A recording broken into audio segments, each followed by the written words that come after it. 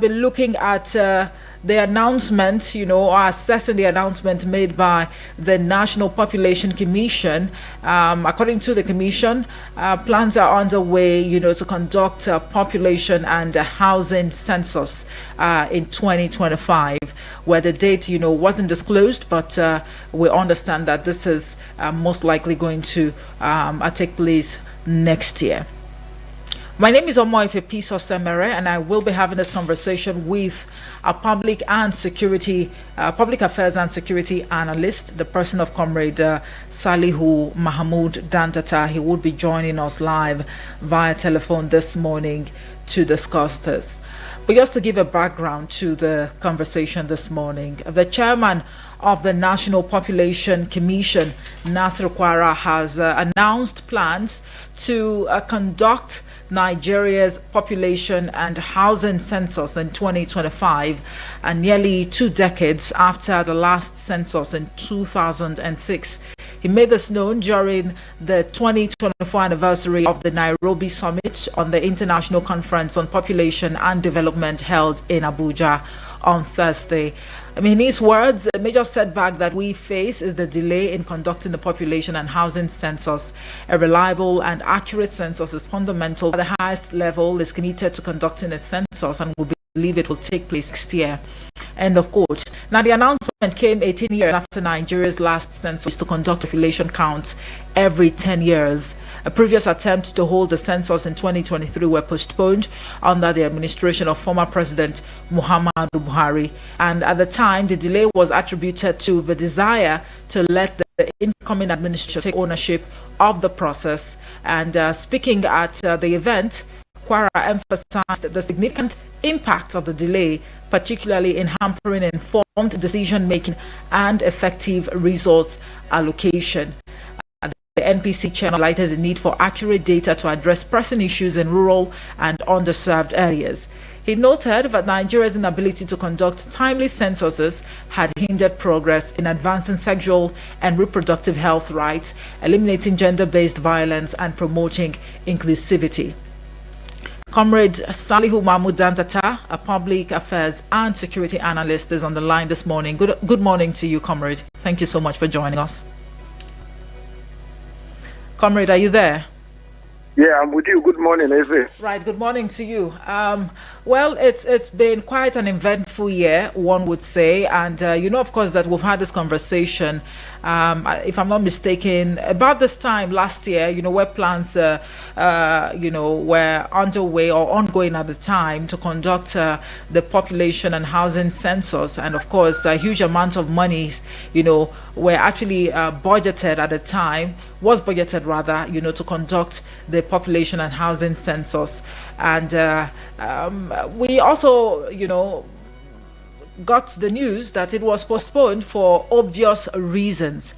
But now that the chairman of the National Population Commission, Nasir Kwara, has announced plans to conduct Nigeria's population and housing census in 2025, and this is actually going to be happening nearly 2 decades after the last census in 2006, one would begin to wonder if the challenges, the circumstances that warranted the postponement of this exercise, or stalling the exercise from holding this year, one would wonder if those challenges have been addressed.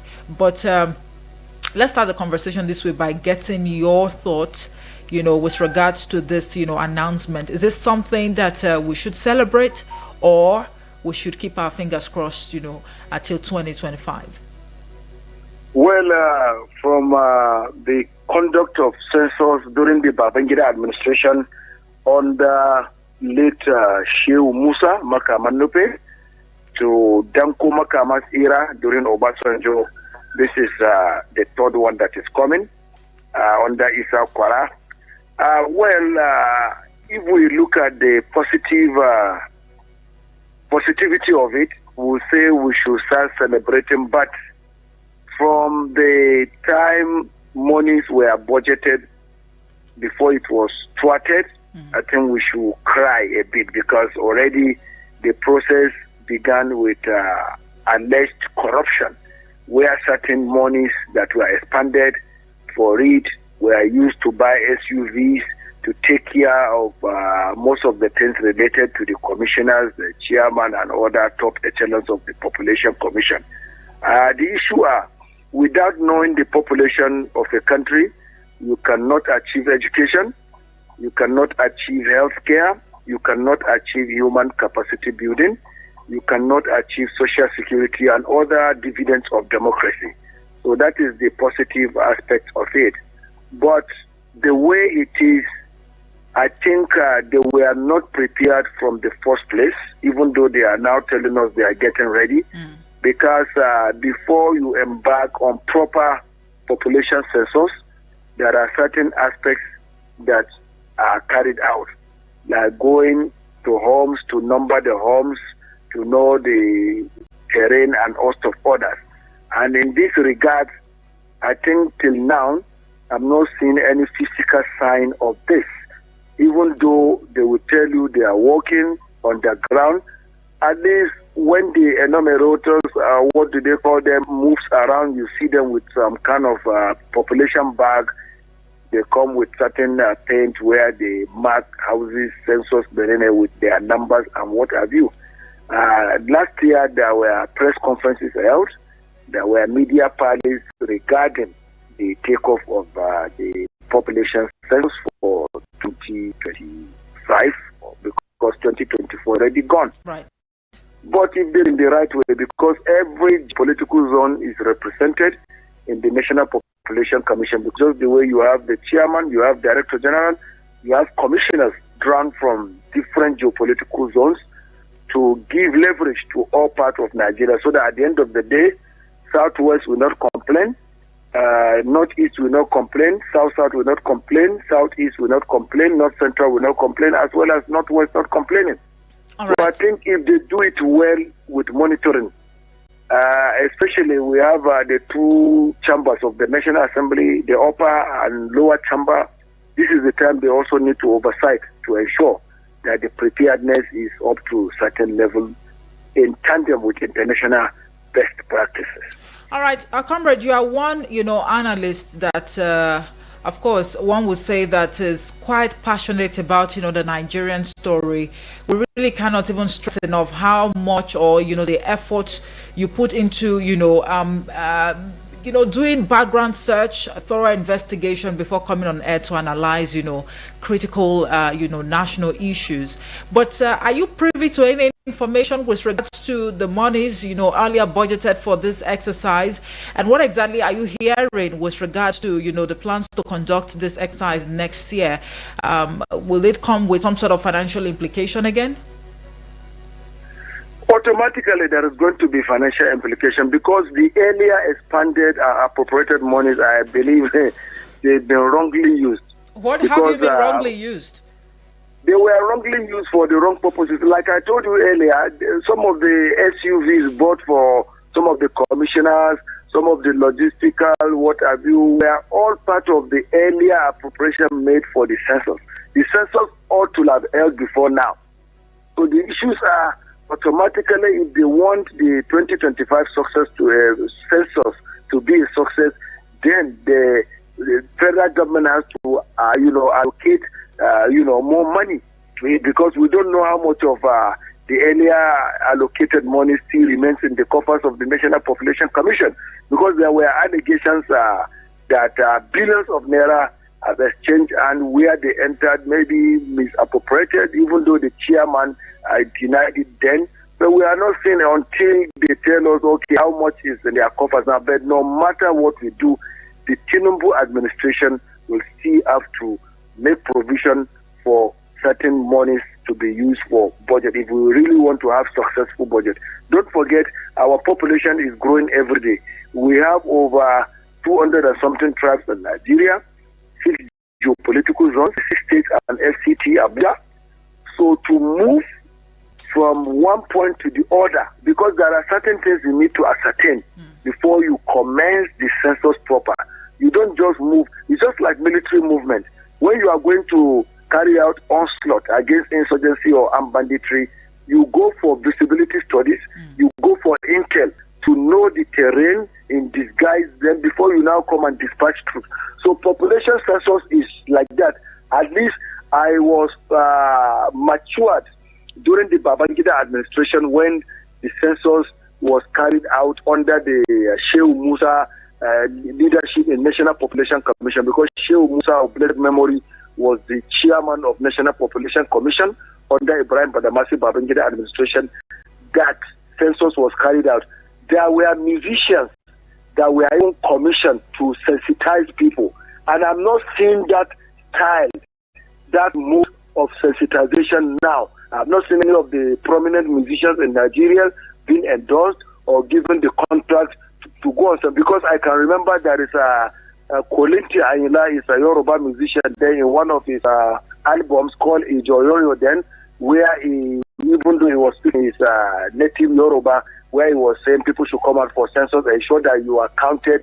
If you are not counted, then go and report to Babangida. Are you with me? Right. So I'm not seeing such kind of arrangement. The only thing they've done is to invite stakeholders, the media, civil societies, chairman, commissioners, brief them. It goes beyond that, because you are talking about counting people. And you know the low literacy level in Nigeria is also a factor. Then again, there are areas that are mad with insecurity. Right. Go to some northwestern parts of the Nigeria, Zampara, Katsina, Sokoto, and what have you. So, absolutely, I was going to come to that because we have the emergence of a new security. Insurgent body, in parts of Kebbi and Sokoto state already, and that would perhaps, give the NPC great cause, for concern. Before we talk about, challenges related to that would most likely, hinder the successful conduct of this census. Help us get sense of why it is indeed important, for us to have, this population census. I think according to global best practices, it is, suggested that census, is conducted every 10 years. But how realistic is that, especially in this part of the world where the resources are quite lean? Well, you see, we are just growing. Don't forget we're a developing country. Right. Today, we cannot compare ourselves with first world countries like America, Britain, Germany, France, China, Japan, and also others.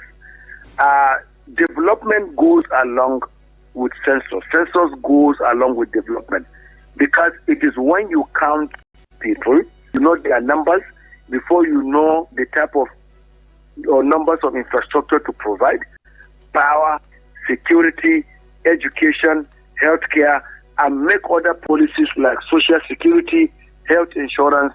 So in its entirety, development goes with census and census goes with development, because without conducting census, knowing the numbers of your people, you cannot be able to adequately plan for them, whether at the state level, federal, or what have you, or even the local government. So it avails an government to be able to plan.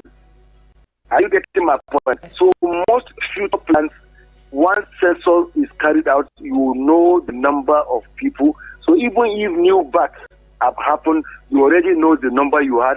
For example, now, if this of 2025 that is coming next year by the grace of God, we pray we should be alive by them, is conducted, the federal government will be able to know, in Lagos State, for instance, so number of people exist and live there. In Kaduna State, for instance, so number of people live there. Forgive me, in Adamawa State, same way, Jigawa, Kebbi, Delta, Bayelsa, Rivers, Abia, Ebonyi, Cross River, Akwa Ibom, Edo, Niger, Kwara, Osun, Ondo, Ogun, Ekiti, as well as other parts of the Nigerian states. So again, politically, it is advantageous because we have 6 geopolitical zones.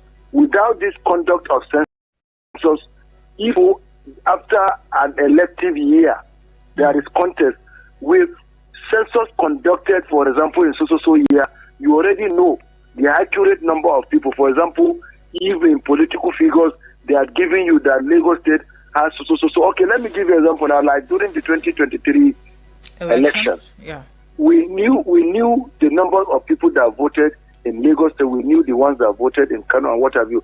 Population census help even INEC, the umpire Independent National Electoral Commission, to make their job easier.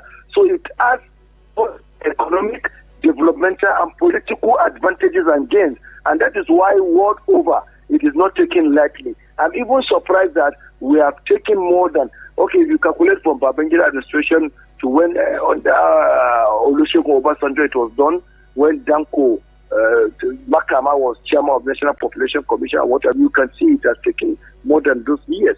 So it has more advantages than disadvantages, but when properly planned. So that is to tell you that there is Herculean task ahead of the National Population Commission. That's why they need to plan effectively in order for it to be efficient and result-oriented. Okay, so the absence of, our population census over the years or decades, could that be the reason why we're yet to get it right, in terms of decision making and effective, resource allocation? Corruption has been the reasons why we've not been able to take decisions to the latter.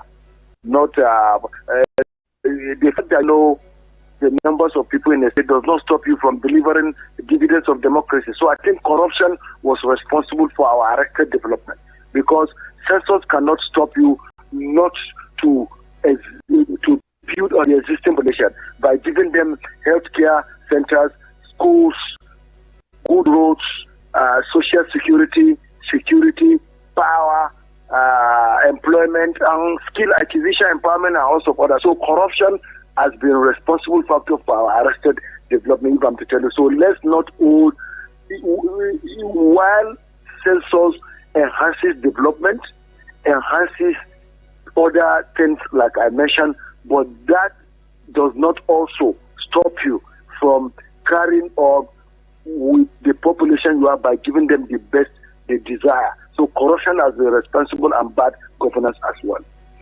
All right. I mean, I asked that question because of social investment programs, especially with the present reality on ground, the economic hardship, and what have you, in terms of distributing palliatives and relief items in way of cash or kind. There's been this disparity as to whether or not these resources are really getting to the grassroots. But perhaps if we really know our numbers, and somehow if it is structured, local government by local government, ward by ward, maybe that way things will be evenly distributed and people will get to benefit at the end of the day, as opposed to these, goodies going to, the pockets, of a selected few. But you are a security analyst, and I would like us to bring in the security perspective, to this conversation. How well can, this population census increase security surveillance in the country? Well, let me tell you the bitter truth. Population census existence of security apparatus in all nook and crannies of this country. Okay. Especially the police that are custodians of the internal security. Population census will also help to know where certain security establishments are supposed to be established. For example, when you go to an area, you discover that their population goes beyond just police outposts. The type of population there will determine. Then divisional headquarters can be established for the people, whether it is local government headquarters or not, or even area command. These are the advantages of population census. And also, maybe a possible establishment of military cantonment, Air Force base or naval base or barracks or other establishment of the DHS and other security agencies like civil defense, immigration, and others. This is how conduct of population census also help, because presently there are certain parts, because of lack of counting to know how their numbers have increased over years, they are still managing the local third grade style of police outpost or the type of military cantonment that ought not to be there, that maybe there is supposed to be a bigger one. So these are the advantages of conducting population census. If the numerical strength of the inhabitants there is beyond police outposts, you give them divisional headquarters, whether it is local government headquarters or not. If it's up to area command, you give them. If it is Mopo Squadron, you do that. If it's for the military, you give them cantonment that is, like I can give you an example now. You go to some areas in Nigeria where you are supposed to find division headquarters, you still see existence of local outposts that they don't have even up to 10 police officers. So, but if people are adequately counted and they know the number, they now know what fits that area, their command office, or the headquarters, or if the larger number of security. So these are the advantages of population pressures in any country. All right. Security. Okay, and this is also supposed to rub off on the border control and immigration management. Well, border control too, it has nothing to do with that much, because when you are talking about border, it is between one country and the other. No, but border cross, and sometimes there is this, of people who are not Nigerians, people who can't really even provide accurate data for us to ascertain where they are coming from and where they are headed. Don't forget, we have a pact as West Africans. For example, that is why we have economic community of West African states, where, in fact, by the bilateral treaty, no West African country, inhabitant or citizen, is supposed to use passport into another one. Because I have traveled across West African states, and when they ask me at the border, I will say, there is bilateral treaty in ECOWAS, where from Nigeria, I can enter Cotonou without my passport. From Cotonou, I can go to Togo without my passport. From Togo, I can go enter Ghana through a flyover border. From Ghana, I can enter through Takoradi, go through a Boiso border to Cote d'Ivoire. From Cote d'Ivoire, I can go through Danane Zor border to Guinea. From Guinea, I can transit through Zerikure to Conakry, as well as Freetown, Sierra Leone border. So the issues are, for that, I think the security agencies, especially like immigration, custom, border, police, and others, are on top of it. I can tell you, even with the bush part, they are living up to expectation. The only thing these security agencies at the border areas are lacking are adequate logistics and manpower, as well as other modern gadgets like CCTV cameras and push parts. I bet they are up and doing, because when you go to immigration detention center in Abuja, you know that they are working, because we, of course, get these illegal people there. But by the treaty and charter we have as ECOWAS member states, I think if you are entering Niger with your passport, it is violation of it. And that is where ECOWAS need to also say that, because on daily basis we also get information where if Nigerians are getting into most of these West African countries, they ask them either for the international passport or ECOWAS passport, which ought not to be. By the bilateral treaty and charter, every African is free. West African, you are free to come into your neighboring country and go back. So the security agencies are on top of situations. So I think it's something that lies in the purview of security agencies, and I think let's give them credit for the little jobs they are doing at border. Thank you. All right, we're due for a commercial break now. I'll let you hold your thoughts. We'll go pay these bills, and when we come back, the conversation will continue, and hopefully we'll open the studio lines, for people calling to also share their thoughts. Most importantly, do you think it's even feasible? I mean, the plans to conduct, the population and housing census come 2025. Hold your thoughts. We'll be back after this timeout. Do join us again.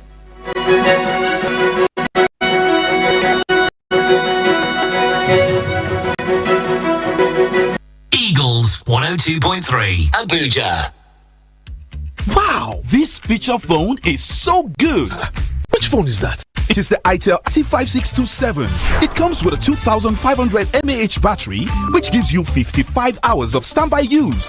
Type-C charger, triple slot, 3.0-inch screen, plus the 24 months warranty of worry-free use. Huh? 24 months warranty? Yes, go and get yours. itel IT5627. New itel, new screens. I don't need no link up. I'm intoxicated by you. My country people, who work suppose enjoy you after all the hustle. You not supposed to take your comfort play to fit sleep the way you supposed be. Make you go grab a yo-yo Eurofoam mattress. Make you forget your full comfort. Whether na Euro Spring, Euro Orthopedic, or semi-orthopedic, Diamond and Diamond Plus. And for Comfort Pro Max, Eurofoam don't introduce latest in town. That na Euro Elite. This one, they sleep jolly meant no get equal. Eurofoam get quality pillows and sheeting. Eurofoam shop yakpa everywhere for Bodo Nigeria.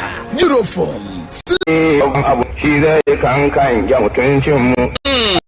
A kowane garin kowace irin al'umma da ilimi ake tinkawo. Yanzu fa tazarar tana kokarin ta kai tazara. Musamman mu 'ya'ya mata da a wannan zamani ya kamata a cusa mu makaranta. Sai aka bar mu da yawon gararan ba da tallace-tallace. Ashe kaga ya zama haƙƙi ga iyaye da kowa mai hanin jinka. Mu tabbatar da ana cusa yara makaranta. Su samu natijar ilimi su daidaita da zamanin su. Kuma zamanin su ya tinkaho da su. Amma rashin sa yaran a makarantar ya jawo an mana tazara a kowace harka ta rayuwa. A Najeriya kimanin yara sama da miliyan 20 ba sa makaranta. Har ma masu ƙididdiga suka ce miliyan 8 a kudu, miliyan 12 a arewa. Shi yasa hukumar ilimin bai ɗaya ta ƙasa wato UBEC ta ce mai kafaɗa da kafaɗar tunani wajen cusa yara makaranta. Domin gadon ilimi ya fi gadon dukiya. Wannan sako ne daga hukumar ilimin bai ɗaya ta ƙasa wato UBEC. Himma da ƙwazo ƙoƙarin mushinku jama'a kiranmu nake bisa dagewa. Eagles 102.3 Abuja. Please listen to this infomercial. Hello, Nigeria. Hello, Africa. Do you want to work in the healthcare sector? Do you want to be a trained, certified nursing assistant, medical assistant, or caregiver? If yes, then register to enroll for Push Africa's one-year diploma in certified nursing assistant training happening at the African University College of Science and Technology, Abuja. Targeted trainees are unemployed graduates, O-level or ordinary diploma graduates, or anyone interested in working as a support worker in the healthcare sector. For details, log on to www.pushafrica.org or WhatsApp 080-339-42015, 080-550-45801, 080-339-42015, 080-550-45801. For registration, pick up application form at a partner radio stations or visit the reception at the African University of Science and Technology, Abuja. Eagles 102.3 Abuja.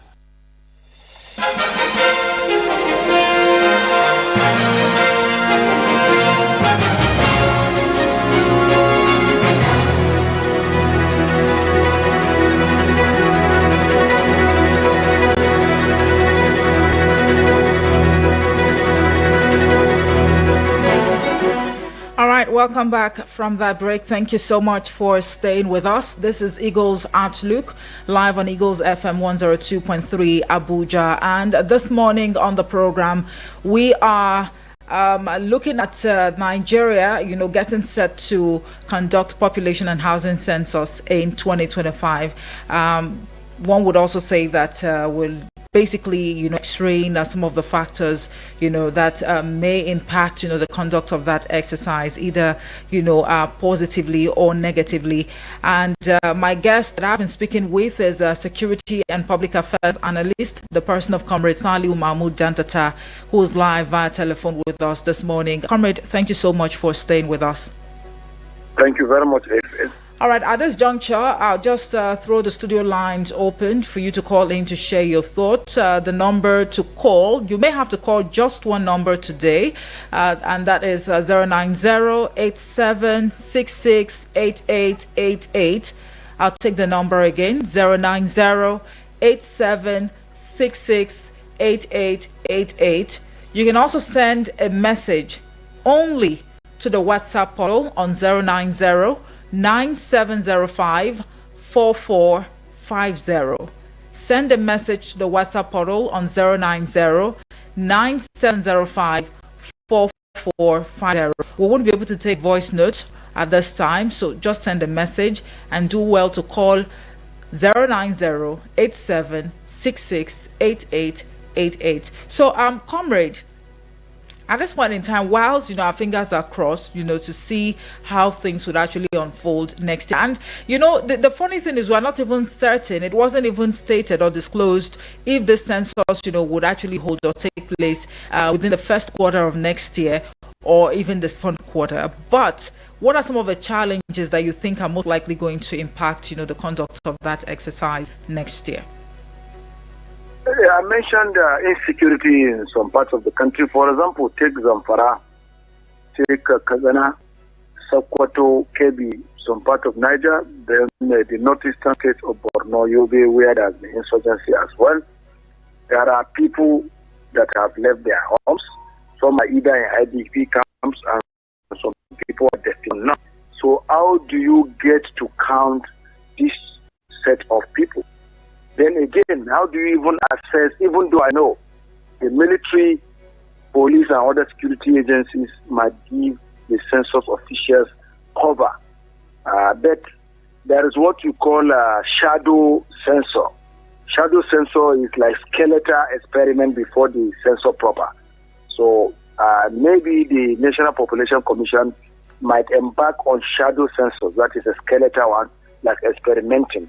Yes, how is it going to be? Let us penetrate the bushes of Zurmi in Zamfara, Sahe, Kotorkoshi, Talata Mahara, Shenkai, Maru, as well as bushes of Bama in Borno, Metele in Borno, Maha in Borno, and other parts of the Niger, Kebbi, Sokoto, and also others. So maybe they will do that alongside, because of course they will be the Chief of Defense Staff, Inspector General of Police, DG, DSS, to get collaboration with the security. But the advice is, let everything that will be done be experimented first, especially in these bandit riding states I mentioned, insurgent riding states I mentioned, so that the census officials can know that, yes, this is the modalities and the tactics we are going to use to be able to penetrate. But the issues are, even at the end of the day, in the areas where people are in displaced camps, IDPs,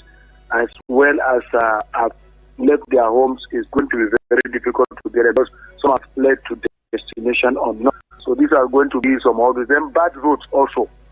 Like I'll give you an example now in Kainji, where you have the largest dam. From Kainji, you want to go to Aguara in the same Niger state, or you want to go through Kwara, or the Chakol, Kayama, to Kosovo, to Baruchen local government also. A journey of 62 kilometers takes you 5 hours. So, as you, even though we know that the MPC has state offices and what have you, the movement even across states is going to be, because due to bad roads and also others, then logistics and transport are going to be all those. Are they going to have adequate transport, whether air, land, or sea transport? Like in riverine areas, states like Bayelsa, Rivers, Delta, and whatever, there are areas that you need canoe or boat to penetrate. So the weather conditions can also be impediment. There are many factors that might mediate. So that is why now in their teams, they need to set up committees now to be able to address these issues when the time proper comes. What do you think that there would be some sort of controversy with regards to the outcome of the census exercise in terms of the figures? I'm asking this now because of what we've recorded in recent past in Nigeria, where Nigerians often want to question the integrity of figures or numbers, if you like, after elections, the conduct of elections and whatever. I know this is a census exercise, but of course we're still going to deal with figures. The fears of whether people will be double counted or figures will be inflated, to perhaps satisfy some sentiments or perceptions could also come to the fore. We've always had controversy. Even the tax reform committee, now don't you see some controversies trailing me? So there is nothing related to success that does not generate controversy. At the end of the day, when the controversy is generated, we sit down the round table. At least the two chambers of the National Assembly are there to address it and also other things. So it is better to do it no matter what controversy is going to generate. For example, we already know there's no way tomorrow they will come and tell us that the population in Ekiti is more than Kano. Or They'll come and tell us that the population in Ebonyi is more than Enugu, or the population in Ondo State is more than Rivers. Are you getting my point? Right. So there are certain facts that are already there. So, and every day sometimes people die, people get born. The way people die, the way some new babies are born also. So at least the MPC will engage experts. They also have experts and there are collaborators. And don't forget, United Nations Population Water is also there. So a lot of other world bodies will also lend hand of support in terms of technical expertise and also other things. So we don't pray that the 2025 water bill generate controversy the way people are insinuating anyway. And you do not also fear that the population census, would be politicized at the end of the day? No, it's not going to be politicized because number one, outside the chairman, there is a director general who carry out day-to-day activity there. Then we have commissioners drawn from the 6 geopolitical zones. Are you with me? Right. Representing the geopolitical zones, so that there isn't going to be politicization of anything because there is equal representation according to federal character, principle, and practice. Okay, another thing to look at for would be cultural and religious norms. Do you think we've been able to address this in such a way that people would indeed avail themselves to be counted? Because if we have a situation where people actually have reservations with exercises like this, then it obviously means that the figures won't be accurate at the end of the day. For example, the enumerators that moves to count people, they are volunteers most of the time. They are engaged on part-time. Are you getting me for the period of the exercise? Are you getting me? Right. And there are male. In religious areas, when you go, where a Muslim home, where they say Bashiga, the females are there. Are you getting me? It's just like the way you do in hotels and other areas, where, for example, a man that is manning the gate cannot search a woman. Are you getting me? Right. So same thing we apply. So for those areas they have restriction, fellow female will be the one to count them. So I think they are on top of the situation as regards all this. Yes. But as a public affairs analyst, don't you also see, the economic hardship that Nigerians are faced with being a stumbling block to the, successful conduct of this exercise? Well, Nigerians are going through difficulty from cost of food, materials, and other essential commodities in the country. But my advice is no matter how, let us allow ourselves to be counted because it is for development. It is true there. You know the number of schools to build for us, numbers of health centers, social security, provision of good roads, infrastructure, employment, skill acquisition, power supply, and also other things that we need as dividends of democracy. So that is my appeal. Well, we know, of course, that what we've been working with over the years or decades, it's been more of an estimate, right, and not the exact figures. However, it's been quite difficult, one would say, to make sure that resources are, fairly allocated or, effectively, there's this effective resource allocation. And you also talk about informed decision making, and you attributed that to corruption. But, it's okay to keep hope alive, right? And hope that the outcome of this exercise would bring about major changes. But corruption is still there. So how are we supposed to deal with that? Is this supposed to be, the responsibility of the government of the day, or, the masses in general? We have anti-corruption agencies, the EFCC and ICPC. If during election, EFCC sends their operatives to arrest vote buyers, so I see no reason why EFCC or ICPC will not also collaborate with the NPC to ensure no corruption, that monies appropriated are judiciously used strictly for such purposes. You get my point? During last conducted election in Ondo, you can see EFCC arresting people that were found with cash buying, isn't it? In Edo State also. Are you getting me? Right. During bias election to the census. So this anti-corruption agency also collaborate so that every day-to-day movement during the census they'll be able to know. So if there is anything related to misappropriation, then they take immediate action. I think this is a task ahead of the anti-graft agencies. So what would you imparting to Nigerians as we, anticipate the conduct of, the population, the housing and population census come 2025? And also, I think there's something we've not really touched on. This the budget, for the school year. I mean, is this a big reason why the figures are quite high this year? Well, that is well known to them. I don't like to go most of the times into their internal finances because sometimes they are funny. Because in democracy, penny is spent more. They are accounted for about 30% upon. At the end of the day, they will come and they will argue. Then they will not go back to and get to. From the end, there are allegations of diversion of the area more. So these patients become need to also be coded.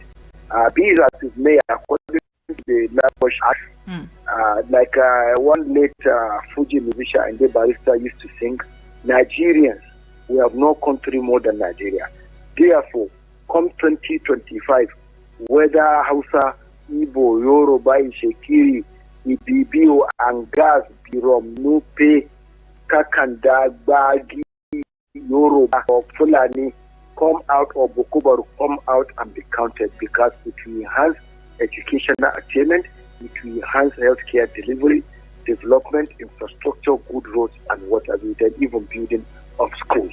So it is our right to be counted, and it is our privilege that when we are counted, that they should provide certain things like social security and other things I mentioned under democracy.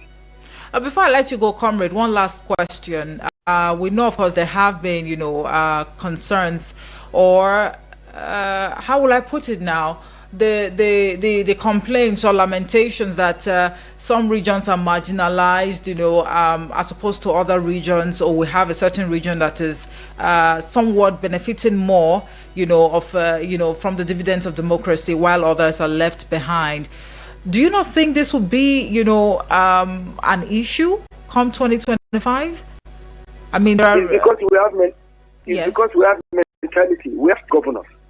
We have elected House of members, state assembly members, senators, local government chairman. So if your governor failed to give you the best, hold him responsible. You see, our concentration has come to central. When it breaks down, federal government. We know some standard provisions in the Constitution that lies solely in the hands of federal government, which has to do with security. Are you getting my point? Right. The others are shared responsibility. Like on security now, governors don't have power on commissioners of police. They don't have on army. They don't have on navy, air force, and it's all the powers of president, commander-in-chief. That's what we can say. It is something that we must always tackle federal government. But on development, do you know that states even have capacity to construct roads, houses, provide schools, healthcare centers, and also further? Then what do you find some of these governors doing? Flying chartered and private jets, going to things that are misplaced priority. So if governors don't live up to expectation, no one can complain. So in area of fail, you are marginalized, and it is when it lies on the purview of federal government that there are certain shared responsibility which I mentioned. So I think it is high time we also start holding our governors accountable for certain failures in our state. Then we can move forward as a people and the country. All right. Thank you very much, comrade. And well, I guess we just have to, draw the curtains here now. But our fingers are crossed. We hope to see, new conversations that would emerge from this announcement by the National Population Commission with regards to, the conduct of the population and housing census come 2025. And we definitely would call on you again, to analyze issues even further. Thank you so much for always obliging us whenever we call on you. Thank you very much, Eva. Thank you very much. All right. I've been speaking with a public security and public affairs analyst, Comrade Samuel Dantata. And just like he said, come 2025, I mean, when the time is right, because now no date has actually been, disclosed or made public. So we're hoping patiently, to see when this exercise, would be conducted, because one would say that it is long overdue. So when the opportunity actually, avails itself for you to get counted, please do well, to grant these people access so you get counted. I or lament on radio, on TV, across social media platforms that a group of people are marginalized, palliatives are not really getting to the targeted, people and what have you. You also have a role to play, because we've been made to understand that if we know our numbers, as a nation, I mean, with regards to our population, then, that be an effective, resource, allocation in such a way that social investment programs, for example, would actually get, to the grassroots and those who actually deserve it. I mean, if we have a situation whereby a local government is actually plagued by a certain issue, and to reach a way of alleviating the sufferings of the people, if you have the numbers, okay, in the local government we have 200 people in this local government, you can now better apportion some of these palliatives or relief materials in such a way that corruption will not rear its ugly head, just like we've recorded and also lamented about in our dear country Nigeria. All right, that'll be it for Eagles Outlook this week. Thank you so much for listening and also spending part of your time with us. I mean, we don't take it for granted. My name is Omo Efepiso Semere, and I'll be back in a moment with the business news. But of course, I must state that the views expressed by the guest were not influenced by Eagles FM 102.3 Abuja. Good morning.